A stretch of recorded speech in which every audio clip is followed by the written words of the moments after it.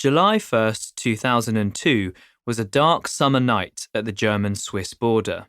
Well above the clouds, a Russian Tupolev 154 airliner was cruising westward.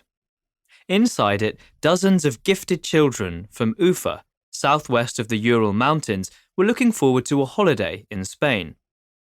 In the cockpit, highly experienced Captain Alexander Gross had the controls, assisted by 4 colleagues. Not far away, a Boeing 757 freighter was flying northward to Brussels at the same altitude. Noticing the converging flight trajectories, an air traffic controller for Swiss airspace contacted the Tupolev crew to resolve the issue. He instructed Gross to descend, and the Tupolev's crew complied. However, both airplanes were equipped with automatic collision warning systems. Just after the air traffic controller had issued his command to descend, the collision warning systems instructed both crews to take evasive maneuvers, but it ordered the freighter to descend and the Tupolev to climb. Having received conflicting information from the human air traffic controller and the automated collision warning system, the Tupolev crew debated whether to continue its descent or climb instead. Their discussion was interrupted by the air traffic controller instructing them again, and this time urgently to reduce its altitude, unaware that the automated system was now issuing contradictory instructions.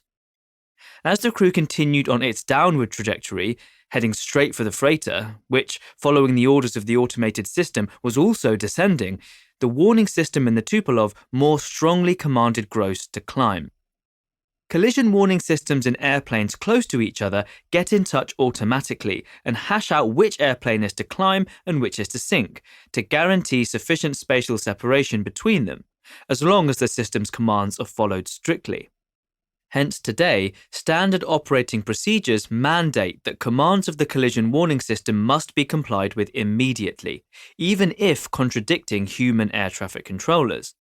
But at the time, the pilot's training was not entirely clear on this matter. Forced to choose between human and machine, Gross chose to rely on the human controller. Shortly thereafter, at around 35,000 feet, the Tupolev collided at full speed with the Boeing freighter. Everyone on board both planes perished that night, high above the German city of Überlingen. The accident was quickly blamed on the air traffic controller, who was overworked and with some equipment not fully functional. But there is a more fundamental issue at play. On that fateful night, the Tupolev crew faced a consequential decision.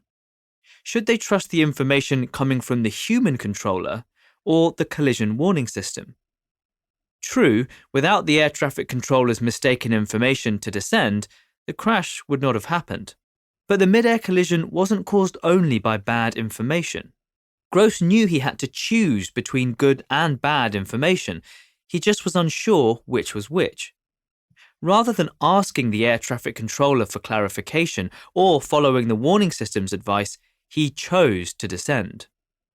Like pilots, we too face many decisions every single day, although few of them are similarly consequential.